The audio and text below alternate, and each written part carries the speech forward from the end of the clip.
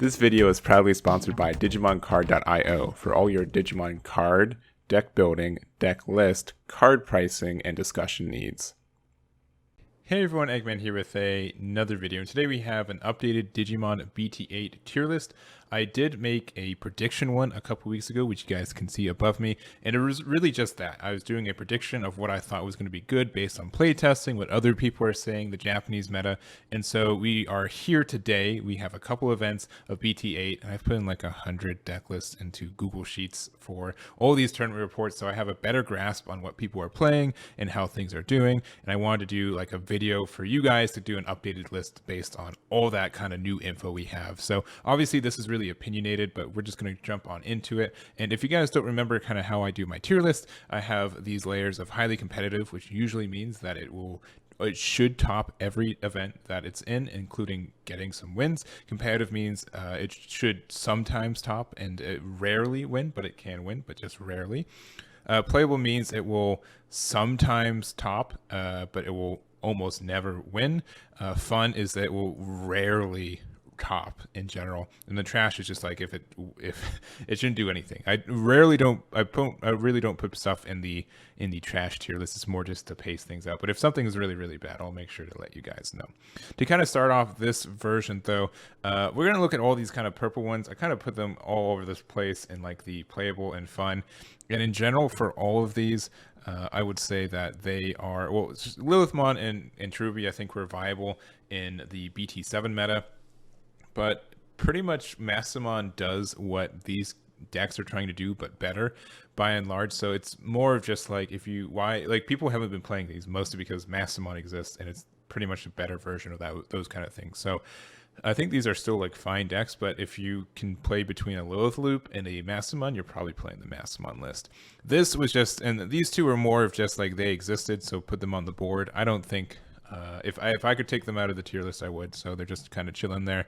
And then we also do have Creepymon, which I don't think like Mill is very viable as a deck type by itself, but we have been seeing some Creepymon techs into decks in general. So I think the card is still like playable at like 1 or 2 depending on the list, usually Mastamon list, and to get that like final Mill, especially since there are so many like control kind of decks and archetypes going on right now that I think that kind of makes sense. But just those ones I'm just going to get out of the way real quick. I think they're all fun, but in general, like Mastamon's better, so why not just run Mastamon for it? Going into the actual starting of this video, though, we do have Metal Garurumon, which I did originally put as fun. I'm going to bump it up just a little bit to playable. I think that it did get a top 16 this event, and I think with Luis the Panda doing that for the PPG Origins event, and I think it's a fun list, and a lot of times I think it was carried by Luis just being a very good player. But there are some good strategies for it. There are some ways to make the deck work. And again, it's very explosive. And I've been testing it a lot too. It's been very fun for a kind of like just understanding how DNA works in a lot of ways. So I think it's something you can still play and have a lot of fun with. I don't think it's very competitive. And again, it's probably Luis just being very good at the card game in general. But it's something, I'll bump it up a little bit just because it's biased, but I do like the boy. Next up, we do have Yellow Hybrid, which I kind of split up before into like the mono yellow version and then like the Rapid Mon version. I think they're one and the same now. I think they're just, Rapid Mon is more of a tech, and I think it's super duper highly competitive. If you don't know this, then you haven't played in a tournament, and that's probably good because it's a stinky matchup at times, but I put it originally in competitive because it was more of kind of like a hope that we wouldn't see as much Yellow Hybrid as we're seeing, but I would say it is probably the second best deck, or in the very least second most popular list in a while. And the thing about it too is that most of the lists are very similar. Trust me, I've put in like 15 Yellow Hybrids lists in the past couple weeks, and they're like, all right, I already know like the base 40, what 10 cards you got to add for it. And very kind of pilot centered as a play style in general, but it's strong. It works really well, especially for a kind of BT1 meta not BT1, a no mulligans meta that we're in right now. Next up, we do have Blue Hybrid, and I think put in competitive last time. I think it is very, I don't know if highly competitive. It's a very good list, and I think it's. Here's the thing. I think a lot of people who would be playing Blue Hybrid are playing Imperial Dramon right now because it is the newer deck, and so you want to play something new, not something you've been playing for literally months. And so it hasn't been seeing a lot of tops because of that. But I also think in the past couple of weeks, we've been slowly seeing people come back to Blue Hybrid from Imperial Dramon and saying, you know what, this list is still good, it's still viable. Nothing in the new set really takes care of it, and it's still a really good list. So I could see myself putting in highly competitive, maybe in between. I think competitive is fine for what it's at, but I can see it being, if people still play it, I put in highly competitive. But it did top. It's been topping events. It won an event too. It won the core TCG one last weekend. So I would not be. I don't know. I'm going to put in competitive, but I think it's not unheard of to be put into highly competitive. Next up, we have Armor, which I put in playable previously, and I think that is exactly where it needs to go. A lot of people kind of this is like my curmudgeon-y thing about it, is that it's not as good as a lot of people thought it was, and I think the results have kind of shown that. It's gotten a couple tops every once in a while, but it has not been super good. And I'm a cheater because I played an armor list and I got a top 16 with it. So I'm making it look worse, but I think I definitely got a little bit lucky with how my deck worked. You know, it wasn't the rush variant. I'd say like it was an in between of like an Imperial Dramon list and an armor rush list. So it was kind of like the DNA armor that I've been calling it. But I think armor is fine. I think it's playable, but it's not as good, I think, as a lot of people thought it was going to be. And it hasn't gotten the results I think they thought they would too. A lot of people thought it'd be rookie rush all over again, and that is strictly not the case based on how I've been seeing it and kind of everything else. Next up, we have Shivamon. I'll probably put it back in playable with the other dudes as well. It's fine. I think Shiva is in an okay spot. I don't think it's really doing anything. It's probably like the end of playable. I'll probably rearrange these at the end of the video. I'll rearrange these at the end to kind of more cement the tier list. But I think Shiva is okay. And it's probably going to get some support in a little bit. It does have some good matchups, but it's not 100%. And especially without any mulligans, it's kind of in a tough spot. Next up, we have X Antibody. This is one I put in highly competitive, and I don't know if I even want to put it into competitive. It's on the borderline. I'll probably put it in competitive because it's been getting the occasional top here and there, but it is like a 1 in top 16. I don't think it's ever going to win an event. You know, I'm going to put in playable. Bam, I did it. I don't think it's going to win an event. I think it's going to get some tops, but I don't think it's ever going to win an event, and that's why I put it in playable. I think it's competitive to a sense of if you want to top, you can, if you get a little bit lucky and you can go with it, but it is not a competitive deck in my mind. I do not think it is there yet. So it has been getting some tops, but strictly I'm putting in playable because I don't think it's going to win an event in a BT8 meta. I think it's just, at least at like a regional levels, I think a lot of people are playing it and they have they've had some luck with it, but I don't know, it's not. I don't think it's the highly competitive where I put. I would put it up in competitive if I was to have to lean between putting it up or down, but I think playable is kind of just where it's at. Next up, Black War Gray, kind of a similar story. You're gonna see a lot of card decks just in playable, but it is in a okay spot. I think a lot of people thought this would be fun and good. I put it in competitive, and maybe it should be in there. It's won a couple events, but not one. It's topped a couple events. I think it's been inconsistently topping enough to put it into playable. It's probably the top end of playable. Like it and X Antibody, and spoilers, we're going to get to Ancient Greymon later. I think all three of those are kind of in the same boat where they're like these red-black lists that just kind of focus on going like really big into a really big board to do a lot of damage very quickly once you get up there. But getting there is a real struggle a lot of the time. So I think it's a good deck. I have fun. I have my own builds. I've been enjoying it as a deck in general, but I don't think it's as highly. I don't think it's going to win an event either. That's my other thought about it. I don't think it's going to win an event. Next up, we have Mastimon, and I think here's the thing. I put it in highly competitive. I'm going to put it in competitive, and I think something that I didn't incorporate as much because when I made this tier list before, this was before we went to no mulligans for regional. I mean, it was known as a thing, but it wasn't. I wasn't really understanding the impact it would have. And there are so many decks that do worse without a mulligan. I think Mastimon is strictly a rougher deck without a mulligan.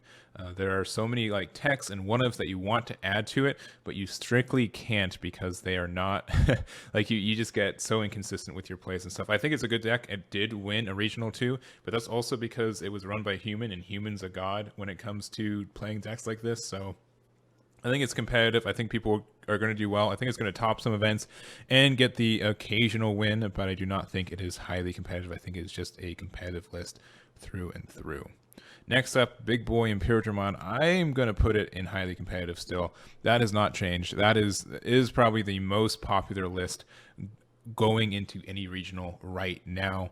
A lot of people love this, especially since you can just buy 2 star decks and be kind of good. You do have to get the Davis and Vmon jamming cards from BT, I guess the 1.5 booster, which they're getting kind of expensive now, so you can change. You don't have to run them, but they are an addition to the deck to make it a little bit more expensive. But by and large, it is a very strong archetype that is moderately cheap to build, and you can make it more expensive if you want to. But yeah, 2 star decks, you're good to go, and you can top an event, and that's that's highly competitive for your baby. So I'm putting it here highly competitive. I think it's very strong, and we're just gonna go from that. I think I don't know. It's been like the largest pie chunk for most of these events for these last couple of weeks. And then we've got 3 more lists that I did not have in my original tier list that did get some topping events, and I did want to kind of talk about them and incorporate it to this list today. So first is security control. I think I'm going to just put it in playable, but I think a traditional security control is in a somewhat good spot. There was a top at the core one this last weekend, and I think that deck looked pretty nasty to play against, and so I think that just put it on the board itself.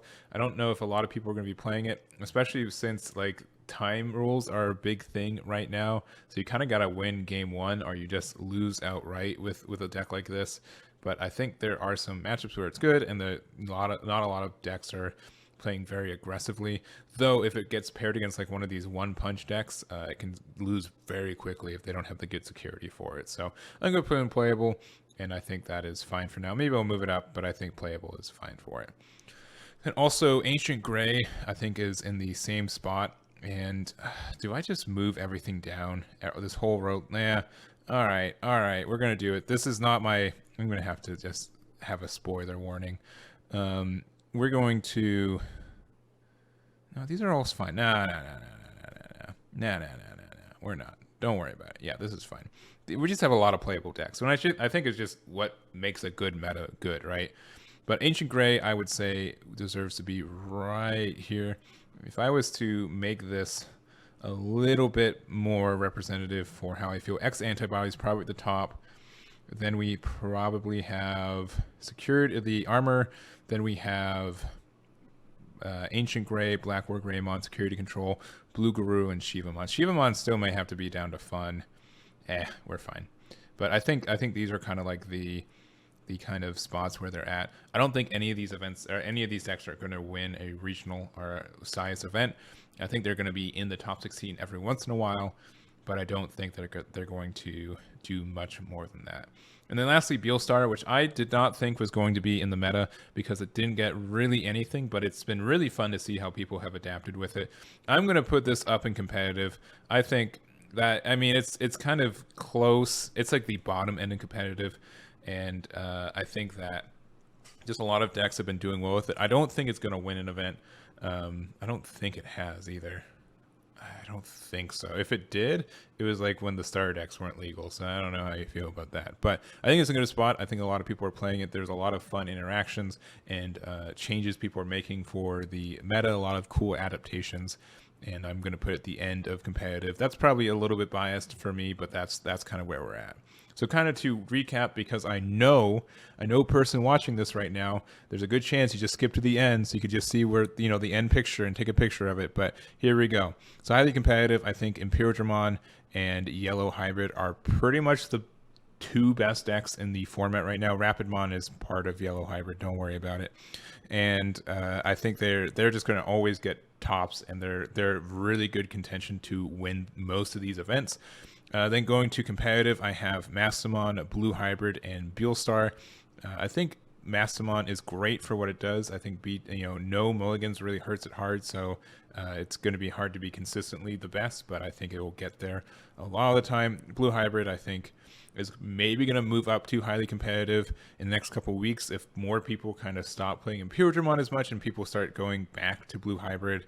I think that could be that. And it's really cool to see Beelstar kind of do stuff when, honestly, it hasn't gotten a lot of support in the last couple sets, but people making adaptations to the meta and getting there, I think, is really cool.